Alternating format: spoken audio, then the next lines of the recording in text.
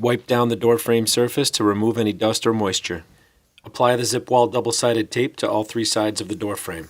This special 2-sided tape has a gentle adhesive on one side to protect the door frame surface and a strong adhesive on the other side to secure the door panel.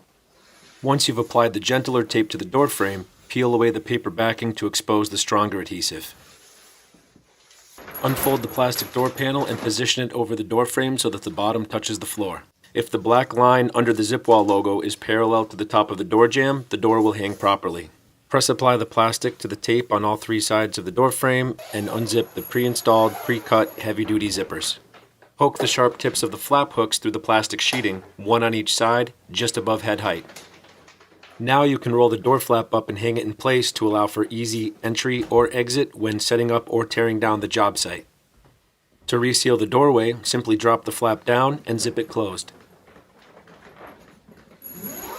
With these few quick and easy installation steps, your zip door is now properly installed and your doorway is sealed.